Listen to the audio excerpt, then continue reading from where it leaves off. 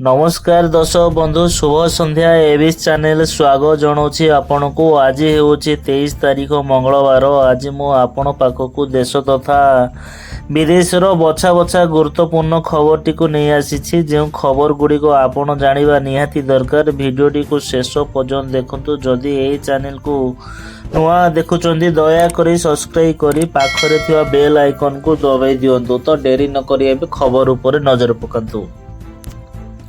आजिर प्रथम अपडेट रही। प्रधानमंत्री नरेंद्र मोदी सरकार तृतीय कार्यकाल आरंभ होगा पर अर्थमंत्री निर्मला सीतारमण मंगलवार प्रथम थर पर संसद में बजेट उपस्थापन करिसेंती। अर्थमंत्री सप्तम बजेट। यही बजेट रे युवक महिला एवं कृषक समेत अनेक विभाग उपर ध्यान दिया जायछि। एबे यहाकु नहीं विरोधी माने मध्य बजेट उपरे प्रतिक्रिया आरंभ करिसेंती। संसदर बृहद विरोधी दल कांग्रेस दाबी करिछि जे मोदी सरकार तृतीय कार्यकालर प्रथम बजेट हेउछि कांग्रेसर निर्वाचनी इस्ताहारर नकल। पूर्वतन अर्थमंत्री तथा कांग्रेस नेता पी चिदंबरम 2024 बजेट संबंध में एक पोस्ट शेयर करिसेंती कि एक्स प्लाटफर्म रे एक ट्वीट लिखि से कहिसेंती जे लोकसभा निर्वाचन फलाफल पर अर्थमंत्री निर्मला सीतारमण कांग्रेस मैनिफेस्ट पढ़िथिबारु मु कृतज्ञ। मु बहुत खुशी जे से एम्प्लॉयमेंट लिंक इन्वेस्टिव ग्रहण विषय रे उल्लेख करिसेंती।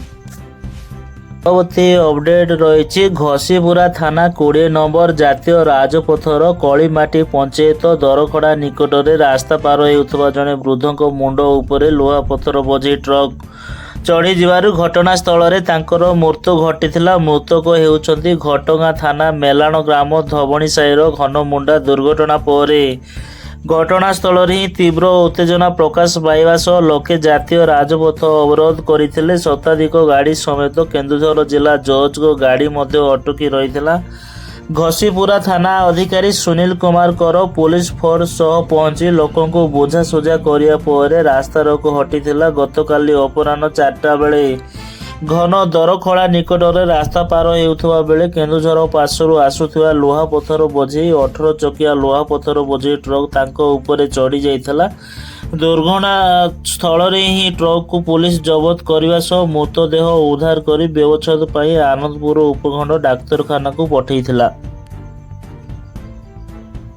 अपडेट रही। बाघ नहीं गला गठरे पशिला आउ आखि पिछुड़ा के गोटे गाई और बाछुरी को टाणी नहीं गला। एबे जंगल भितरे तन्न तन्न करी मृतदेह को खोजुची वन विभाग हेले मिलुनी सेमानको मृतदेह। एमिति एक घटना पुणी नजर को आसी। गंजाम जिला उत्तर कुसुमर बनखंड अंचलगत जगन्नाथ प्रसाद वनांचलर हजपल्ली गाँ निकट में गत 6 मास है बनखंड में एभली आतंक खेली अदृश्य बाघ जंगल पाख गाई गठरे पशुची टाणी नहीं मारी खाऊची। प्रथमे यही घटना नजर को आसिया पर जंगल एवं पाख आख अंचल ट्रैप कैमेरा लगाई वन विभाग हेले सेथिरे तार छवि आसुनी। स्थानीय अंचल में पड़ुवा पाद चिन्ह एवं गाई बाछुरी शरीर देखि बाघ बोली अनुमान करा जाउची। हेले ए संक्रांत रे एजे छविटी स्पॉट करिनी वन विभाग।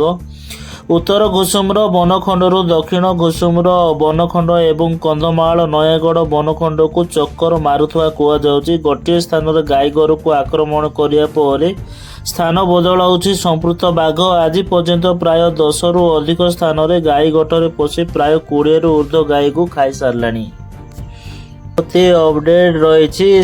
केंद्र सरकार विरोध में आंदोलन करेंगे चाषी। हरियाणा और केंद्र सरकार विरोध में चाषी माने पुणी रास्ता को ओह्लैबे बोली घोषणा करिसेंती। संयुक्त किसान मोर्चा और किसान मजदूर मोर्चा पक्षर मिली भावे अनुष्ठित बैठक में एक निष्पत्ति नियाଯାଇଛି। अगस्ट 1 तारिख में किसान आंदोलन 2 जारी करने को घोषणा कराई। रविवार दिन दिल्लीर संविधान ब्लॉक रे अनुष्ठित यूनाइटेड किसान मोर्चा एवं किसान मजदूर मोर्चार किसान मजदूर जातीय सम्मेलन में कृषक समस्या एवं दाबी उपरे आलोचना करा जायथिला। चाषी प्रसंग रे केंद्र सरकार विरोध में किसान मजदूर मजार नेबा सरोसी 15 अगस्ट रे सेप्टेम्बर 15 पर्यंत किसान आंदोलन 2 को आंदोलन करुछंती। गत फेब्रुआरी 13 रे आंदोलन बेले ମାଡ଼ ମାରିଥିବା ପୋଲିସ ଅଫିସରମାନଙ୍କୁ ସମ୍ମାନିତ କରିବା ଲାଗି ହରିୟାଣା ସରକାର ନେଇଥିବା ନିଷ୍ପତ୍ତିକୁ ବିରୋଧ କରି ଅଗଷ୍ଟ 1ରେ ଆନ୍ଦୋଳନ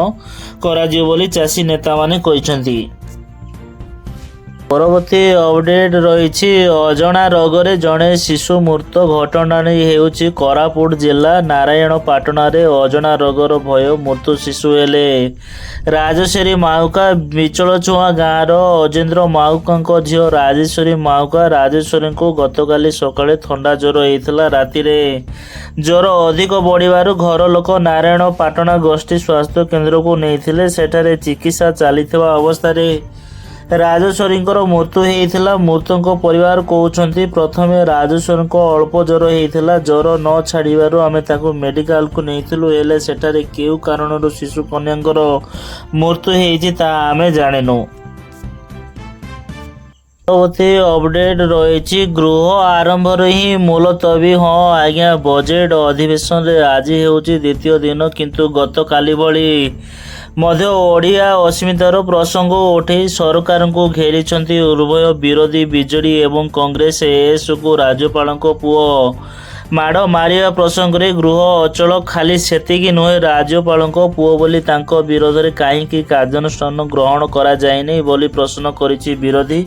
ରାଜ୍ୟପାଳଙ୍କ ପୁଅକୁ ଗିରଫ କରିବାକୁ ଗୃହରେ ଦାବି ଉଠାଇଛନ୍ତି ବିରୋଧୀ ଦଳ ମୁଖ୍ୟ ସଚେତକ ପ୍ରମିଳା ମଲ୍ଲିକ। ଗତକାଲି ଭଳି ଗୃହର ମଧ୍ୟଭାଗରେ ବିରୋଧୀ ବିଜେଡି ସଦସ୍ୟ ପ୍ରତିବାଦ କରିଛନ୍ତି। ପ୍ରମିଳା ଅଭିଯୋଗ କରିଛନ୍ତି, ଗତ 7 ତାରିଖରେ ରାଜ୍ୟପାଳଙ୍କ ପୁଅ ଏଏସକୁ ମାଡ଼ ମାରିଲେ, ହେଲେ ତଦନ୍ତ କରାଗଲାନି। ରାଜ୍ୟପାଳ ଓ ମୁଖ୍ୟମନ୍ତ୍ରୀ ଏଏସଙ୍କ ସହ କ'ଣ ଆଲୋଚନା କଲେ ତାହା ଜଣାପଡ଼ିଲାନି। ଓଲଟି ଏଏସଙ୍କ ବଦଳି କରି ଦିଆଗଲା। ଖାଲି ସେତିକି ନୁହେଁ, ଘଟଣାରେ ଆଇନ ମନ୍ତ୍ରୀ ଦାୟିତ୍ୱହୀନ ମନ୍ତବ୍ୟ ଦେଉଛନ୍ତି କହିଛି ବିଜେଡି। ଆଇନ ମନ୍ତ୍ରୀ କହିଛନ୍ତି, ଜିଲ୍ଲାପାଳ ଘଟଣାର ତଦନ୍ତ କରୁଛନ୍ତି। କେଉଁଠି ଫୌଜଦାରୀ ମାମଲା ଜିଲ୍ଲାପାଳ ତଦନ୍ତ କରୁଛି କି ବୋଲି ପ୍ରଶ୍ନ କରିଛନ୍ତି ପ୍ରମିଳା। ଯଦି ଜିଲ୍ଲାପାଳ ତଦନ୍ତ କରୁଛନ୍ତି ତାହେଲେ ଏସପି ଆଇଆଇସି କୁଆଡ଼େ ଗଲେ ବୋଲି ପ୍ରଶ୍ନ କରିଛନ୍ତି। ପରବର୍ତ୍ତୀ ଅପଡେଟ୍ ରହିଛି। ବର୍ତ୍ତମାନ ମାଟି ଇଟାକୁ ସରକାର ବେଆଇନ ଘୋଷଣା କରିଥିବା ବେଳେ କେବଳ ଚିମିନି ଭାଟିକୁ ହିଁ ମାଟି ଇଟା ନିର୍ମାଣ ପାଇଁ ଅନୁମୋଦନ ମିଳିଛି। ଗତ କିଛି ଦିନ ହେବ ବେଲଗୁଣ୍ଠା ଏବଂ ଭଞ୍ଜନଗର ଅଞ୍ଚଳରେ ଇଟା ଭାଟି ବନ୍ଦ ହୋଇଯିବା ବେଳେ ଆସିକା ଏବଂ ହିଞ୍ଜିଳି ଅଞ୍ଚଳରୁ ମାଟି ଇଟା ଆସି ଏହି ଅଞ୍ଚଳରେ ବିକ୍ରି ହେଉଛି। ଏହାକୁ ସ୍ଥାନୀୟ ପ୍ରଶାସନ ତରଫରୁ ତୀକ୍ଷ୍ଣ ନଜର ରଖାଯାଇଛି। ଆଜି ଆସିକା ନିକଟସ୍ଥ ଆଲିପୁର ଗ୍ରାମରୁ OD07E2565 ନମ୍ବର ବିଶିଷ୍ଟ ଏକ ଟ୍ରକରେ ଇଟା ବୋଝେଇ ଏହି ମନ୍ଦାର ଗ୍ରାମକୁ ଯାଉଥିବା ବେଳେ ଖବର ପାଇ ବେଲଗୁଣ୍ଠା ତହସିଲଦାର କଳାକୃଷ୍ଣ ପ୍ରଧାନଙ୍କ ନିର୍ଦ୍ଦେଶ କ୍ରମେ ଗବରା ରାଜସ୍ୱ ନିରୀକ୍ଷକ ଇଟା ବୋଝେଇ ଗାଡ଼ିଟିକୁ ଅଟକାଇ ଯାଞ୍ଚ କରିଥିଲେ। ଗାଡ଼ିଟିରେ 4000 ମାଟି ଇଟା ବୋଝେଇ ହେଇଥିବା ବେଳେ ଗାଡ଼ିର ଉପଯୁକ୍ତ କାଗଜପତ୍ର ନଥିଲା। ଏନେଇ ଗାଡ଼ି ଉପରେ 30,000 ଟଙ୍କା ଜରିମାନା ପକାଇବା ପରେ ଆଲିପୁର ଗ୍ରାମର ରାଜେଶ କୁମାର ପାତ୍ର 30,000 ଟଙ୍କା ଜରିମାନା ପୈଠ କରି ଗାଡ଼ି ମୁକୁଳାଇଛନ୍ତି। ଶେଷ ଅପଡେଟ୍ ରହିଛି। କେନ୍ଦ୍ର ସରକାର 2024-25 ଆର୍ଥିକ ବର୍ଷ ପାଇଁ ବଜେଟ୍ ଉପସ୍ଥାପନ କରିଛନ୍ତି। ବଜେଟ୍କୁ ନେଇ ବିଭିନ୍ନ ମହଲରୁ ଭିନ୍ନ ଭିନ୍ନ ପ୍ରତିକ୍ରିୟା ଆସୁଥିବା ବେଳେ ପ୍ରଥମ ଥର ପାଇଁ କେନ୍ଦ୍ରର ବିଜେଡିର ସରକାରକୁ ଟାର୍ଗେଟ୍ କରିଛନ୍ତି ଓଡ଼ିଶାର ପୂର୍ବତନ ମୁଖ୍ୟମନ୍ତ୍ରୀ ତଥା ବିଜେଡି ମୁଖ୍ୟ ନବୀନ ପଟ୍ଟନାୟକ। ନବୀନ ପଟ୍ଟନାୟକ କହିଛନ୍ତି, କେନ୍ଦ୍ର ବଜେଟରେ ଓଡ଼ିଶାବାସୀଙ୍କ ପାଇଁ କିଛି ନାହିଁ। ରାଜ୍ୟବାସୀଙ୍କୁ ବିଜେପି ଦେଇଥିବା ପ୍ରତିଶ୍ରୁତି କେନ୍ଦ୍ର ସରକାର ପୂରଣ କରିନାହାନ୍ତି। କେନ୍ଦ୍ର ସରକାର ନିର୍ବାଚନୀ ଇସ୍ତାହାରରେ ଓଡ଼ିଶାକୁ ସ୍ୱତନ୍ତ୍ର ରାଜ୍ୟ ପାହ୍ୟା ମାନ୍ୟତା ଦେବାର ପ୍ରତିଶ୍ରୁତି ଦେଇଥିଲା, ହେଲେ ତାହା ପୂରଣ କଲା ନାହିଁ। ବଜେଟରେ ଆନ୍ଧ୍ର ଓ ବିହାରକୁ ବିପୁଳ ଆର୍ଥିକ ସହାୟତା ମିଳିଥିବା ବେଳେ ଓଡ଼ିଶା ପାଇଁ କିଛି ନାହିଁ।